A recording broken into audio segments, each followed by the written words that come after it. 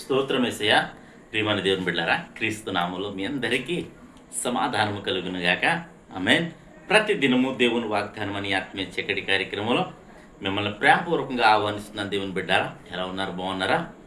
ఉదయాన్నే లేచారా? ప్రార్థన చేసుకున్నారా? వాక్యాన్ని కాసేపైనా మీరు చదువుకున్నారా?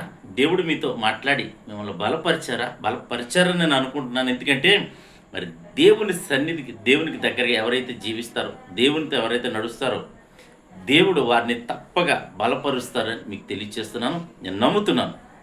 కనుక ప్రతి ఒక్కరూ దేవునికి దగ్గరగా జీవించడానికి ప్రయత్నం చేయాలని తెలియజేస్తూ, ప్రతి దినము దేవుని వాగ్దానం అని ఆత్మీయ చక్కటి కార్యక్రమంలో వాగ్దానం చదువుతున్నాను.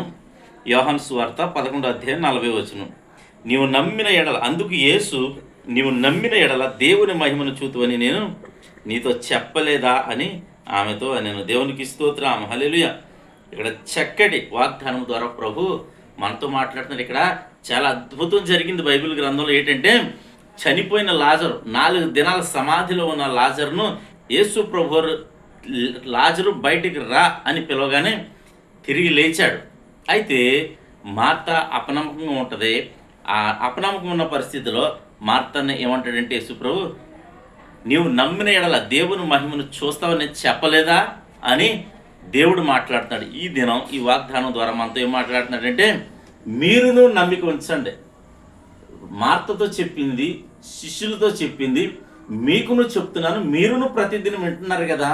అయితే నమ్మిక ఉంచండి, మీ జీవితంలో కూడా అద్భుతం జరుగుద్ది, ఆశ్చర్య కార్యాలు జరుగుతాయి, స్వస్థతలు మీరు పొందుకుంటారు అని మీకు తెలియచేస్తున్నాను. కనుక ప్రియమైన దేవుని బిడ్డారా, ప్రతి ఒక్కరూ మీరు ఏ పరిస్థితిలో ఉన్నా సరే, ఏ స్థితిలో ఉన్నా సరే, దేవుడు మిమ్మల్ని బలపరచబోతున్నాడు, స్వస్థపరచబోతున్నాడు, లేవనెత్తబోతున్నాడు, విడిపించబోతున్నాడు.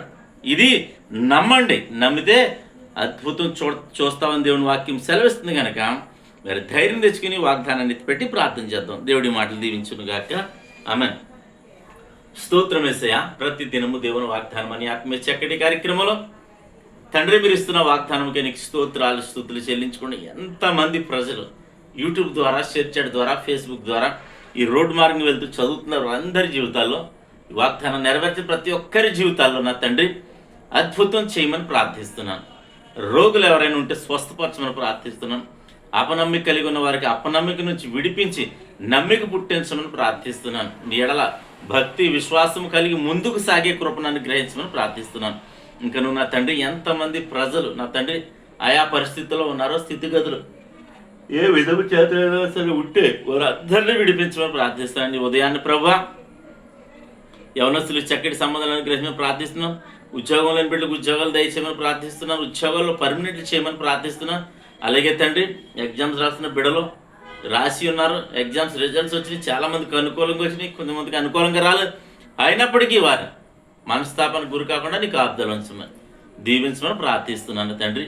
అలాగే ప్రభా, ఈ దినం ప్రభా, మా గ్రామాన్ని, మా రాష్ట్రం, మా దేశాన్ని కాచి కాపాడమని, మా సరిహద్దుల్లో నెమ్మదిని దయచేయమని ప్రభా ప్రార్థిస్తున్నాను తండ్రి.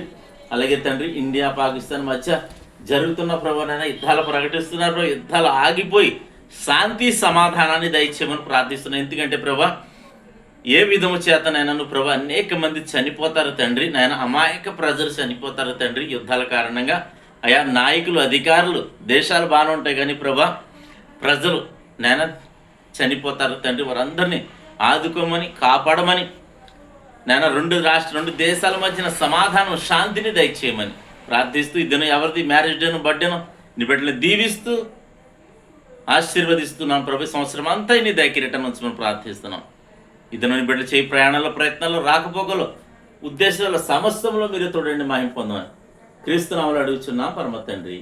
ఆమేన్. నేను నమ్ముతున్నాను ప్రియమైన బిడ్డలారా, ప్రభు మీ అందరితో మాట్లాడి బలపరిచారు నమ్ముతున్నాను. వీడియోని అనేక మందికి మరి లైక్ చేయండి, షేర్ చేయండి, ఛానల్ సబ్స్క్రైబ్ చేసుకుని దేవుడు నిన్ను, కుటుంబాన్ని దీవించును గాక. ఆమేన్.